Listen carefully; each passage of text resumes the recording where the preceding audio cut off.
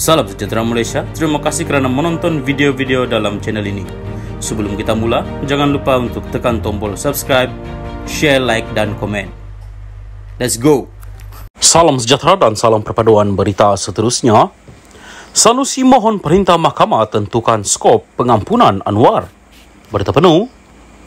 Menteri Besar Kedah Muhammad Sanusi MD Nor telah memfailkan permohonan kepada Mahkamah Sivil untuk menentukan jika pengampunan diraja yang diberikan kepada Perdana Menteri Anwar Ibrahim meliputi kedua-dua hukuman dan sabitan jenayah.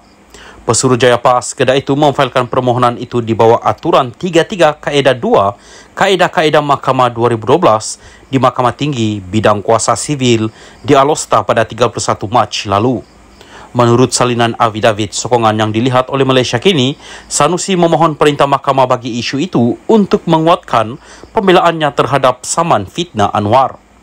Isu fakta yang dipohon oleh defendant adalah untuk memutuskan jika pengampunan oleh Yang di-Pertuan Agong ke-15 kepada Anwar pada 16 Mei 2018 adalah pengampunan penuh yang bukan sahaja mengenepikan hukuman penjara plaintiff tetapi juga mengetepikan sabitannya Anwar di Mahkamah Jenayah.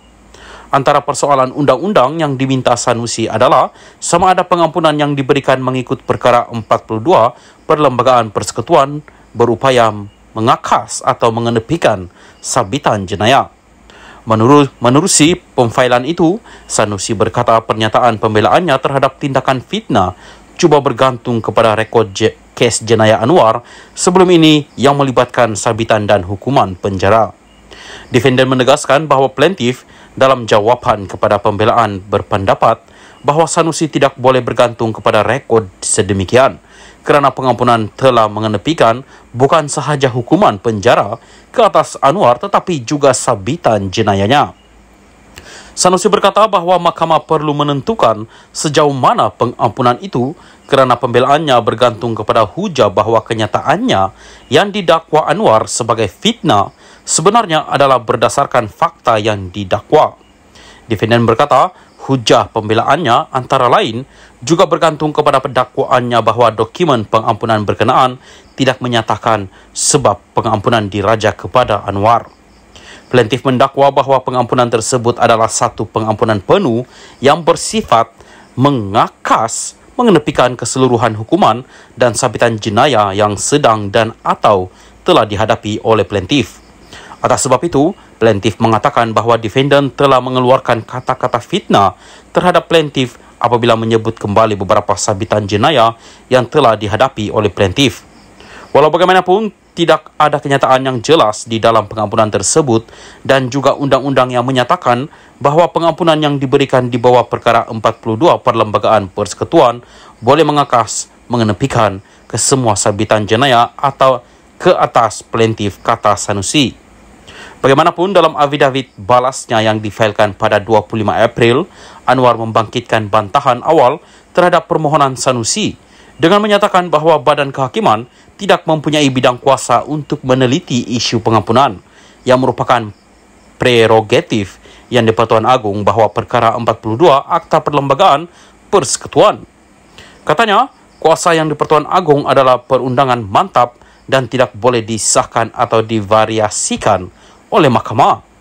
Justru Anwar berhujah bahawa permohonan Sanusi sepatutnya ditolak kerana perkara pengampunan diraja tidak boleh diputuskan oleh undang-undang atau mahkamah. Katanya perkara 42 Perlembagaan Persekutuan dibaca bersama perkara 181 berhubung kuasa Seri Paduka memberikan pengampunan adalah kuasa tetap dan tidak terjejas.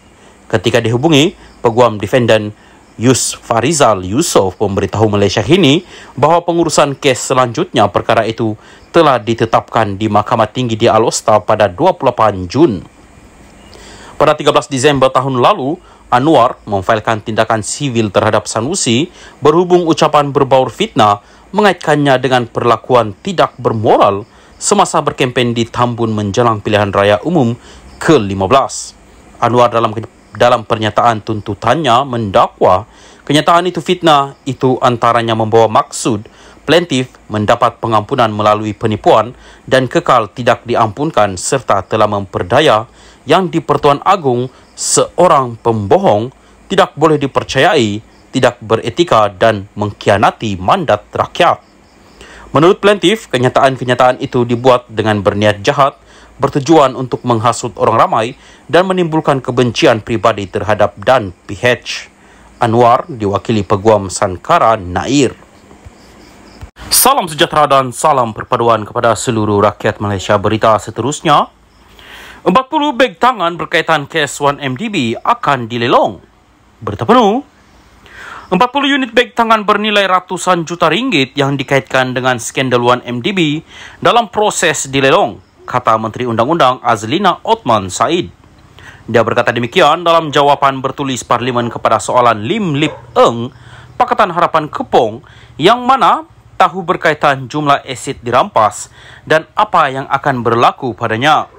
Azlina berkata Jabatan Peguam Negara sudah memfailkan permohonan untuk melucutkan hak aset-aset itu bawah Seksyen 56 Akta Pencegahan Pengubahan Wang Haram, Pencegahan Pembiayaan Keganasan dan Hasil Aktiviti Haram 2001. Pada Mei 2018, polis merampas beg tangan dan hadiah-hadiah dalam operasi menggeledah di rumah bekas Perdana Menteri Najib Razak di Kuala Lumpur. Turut dirampas 4 jam tangan berjenama, 171 beg tangan mewah dan 27 pasang kasut. 40 beg yang akan dilelong itu dirampas pada Jun 2018. Pada Ogos tahun sama, sebanyak 27 kenderaan Nissan Urvan juga dirampas pihak berkuasa. Sementara itu, Azlina berkata wang lebih kurang RM66.96 juta yang disita oleh polis telah dimasukkan ke dalam akaun amanah khas Kementerian Keuangan. Wang berjumlah lebih kurang RM16.06 juta yang disita oleh SPRM pula dimasukkan ke dalam akaun hasil kerajaan.